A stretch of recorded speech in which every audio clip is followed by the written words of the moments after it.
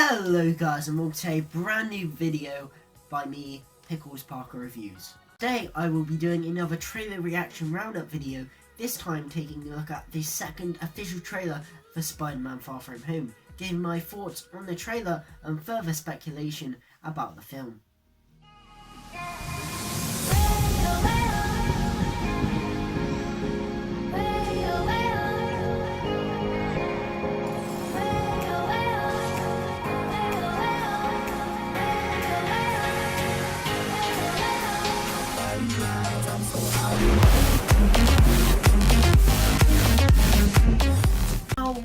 I've been incredibly anticipated for this film. You all know that I'm a massive Spider-Man fan, and in fact, after the release of Far From Home, I'll be doing a series where I take a look at all of the Spider-Man films we've had so far. I'm very much anticipating for this movie, very much on par with Avengers Endgame and Star Wars The Rise of Skywalker. I'm so pumped for this film. It looks very good, however I do have one issue that I'll talk about in a minute. Obviously, Avengers Endgame has been released, and in the first trailer it was very secretive about Endgame, it wasn't really mentioned, but now with Endgame, and if you know what happens in Endgame, if Iron Man dies, then you know it's going to be addressed in Far From Home, because the way the MCU has chosen to tell the story of this Spider-Man, Tony Stark plays a big role in Peter Parker's life, so obviously it was going to be addressed in Endgame, and it seems like they're addressing Iron Man's death, some of the fallout of Endgame, the impact of that character. On one hand, I'm kind of like, I kind of wanted this to be a Spider-Man story. You know, Iron Man was in Homecoming. Do we really need more stories focused on Iron Man? But I think it's just going to be served as an emotional backbone to this film, and I think they'll get the balance right with Iron Man, just like they did in Homecoming. Marvel seem to really know how to do that. We see more of the school trip element, which I really like, bringing the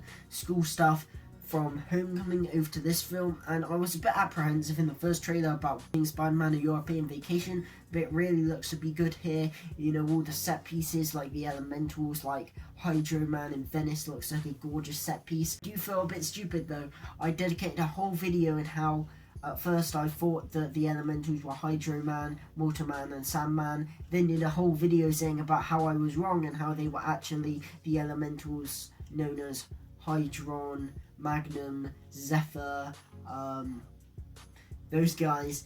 And now it's actually been confirmed through the merchandise that no, they actually are Molten Man and Hydro Man. Those are the two that have been confirmed. Maybe Sandman, as I said, maybe Cyclone or Whirlwind, maybe Electro, I don't know, could be any. I'm pretty sure we see a flash of lightning in the trailer. So they are actually those guys, those classic Spider-Man villains, rather than the elementals. But whether they have actual characters or not, whether we actually see the characters of Mark Raxton or Morris Bench, Flint Marko, Maxwell Dillon, I don't know, but they definitely seem to be in great set pieces, and ultimately the action in this trailer looks really good. I loved the small stakes given to us by Spider-Man Homecoming, but I really like the fact that they're stepping it up, and all the action looks great. The action where those guys with guns, Spider-Man's jumping around, webbing enemies up, the location actually looks very similar to the Hammerhead police hideouts from the Spider-Man PS4 DLC, actually. Just a little observation there. I don't think it's connected though. All the Spider-Man action, that looks really great.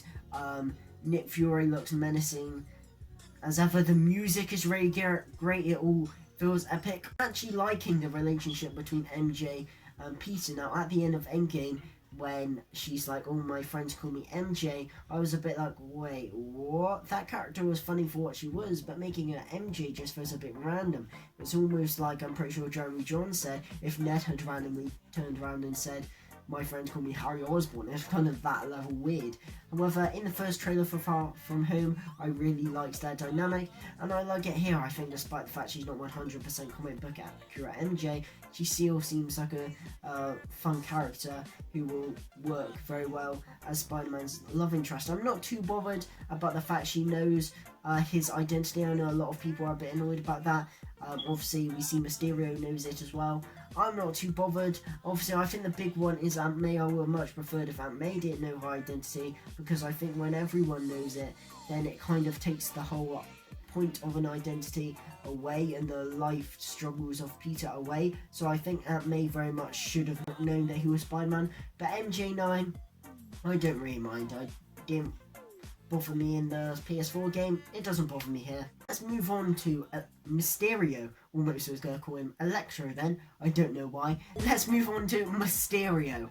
The look they've got down to a T. Mysterio's always been one of my favourite Spider-Man villains, up there with Green Goblin, Dr. Octopus and Electro. I've always really liked him. I always thought he was really cool. He almost reminded me of a bit like the Marvel version of Scarecrow. Rather than using gas, he uses smoke and mirrors. I've always really liked him. However, I thought just down to the design, I thought he'd never be in a movie, or not faithfully in a movie. I always thought they'd tamper with the design, either giving us the kind of hunchback, kind of thinner, more flattened dome that we got in Spider-Man Shattered Dimensions, or the kind of flaming skull design I think was in the Ultimate Comics, or just not use the fishbowl at all. The big thing was the fishbowl, and I thought they never do that. However, they've not only faithfully recreated the costume from the comics, fishbowl and all, they've actually improved it. I really like the kind of armoured illuminated plating that they've given Mysterio. It looks really great.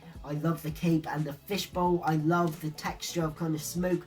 It looks really cool as well. And Jake Gyllenhaal himself looks really good. Obviously the theory that people had, which was he'll start off as a hero in this one, will be posing as a hero, seems to be correct. Obviously we don't really get any hints that he will become a villain in this trailer. I think Jake Gyllenhaal's delivery is friendly and warming, but also quite menacing and chilling when he's talking about how it's his responsibility and saving the world requires sacrifice. He's almost quite menacing, unintentionally menacing in those scenes. So I think Jake Gyllenhaal is clearly the right man to play this job of this villainous hero. He plays a hero in this trailer. I could totally see him being a villain. Jake Gyllenhaal is just perfect as Mysterio, impressing me. However, one thing, and this is a small element in the trailer, but it's one people have really jumped on, and it's really my most apprehensive thing going into Far From Home, is the line about Mysterio being from the multiverse. I'm not a fan of this line, because it just overcomplicates Mysterio's origin. Why he needs to come from another Earth, I don't know. I don't really have any drive to see the multiverse in the MCU. It was done very well in Spider-Verse, but I'm not the biggest fan of it. I don't like it when it's done in other things, such as the Flash TV show. It was handled awfully in that, and I don't want to see it done here because it overcomplicates it. It's not the definitive Spider-Man story. I'd much rather they explore other routes, like do the Oscorp story over the Spider-Verse story. They could still do it in the MCU, but I'd rather they did it a lot later on. You know, there's pointless Miles Morales being in the MCU if he's the same age as Peter Parker, and you could have Miles Morales with an older Spider-Man, but have him be the main 616 like they did in the Spider-Man PS4 game. He doesn't need to come from an alternate reality. Mysterio's lying about being from a multiverse. Why put it in there? It just confuses me all the way. The problem is it seems pointless, and it's just another thing this film has to juggle. That's the only thing I'm apprehensive with this film, is that it seems to be juggling a lot of elements, and we've had films that have juggled a lot of elements before. Spider-Man 3, The Amazing Spider-Man 2 hasn't always worked. I like those films, but I can know that they're flawed because of those reasons. Yes, it could work. I have faith in Marvel. I'm still completely pumped for this movie. This trailer is brilliant. It gets me so hyped, but that's the only thing I'm apprehensive by. This film looks great. The locations look great. The characters look great. The set pieces look great. The music's great. Jake Gyllenhaal as Mysterio is great. And yeah, Far From Home.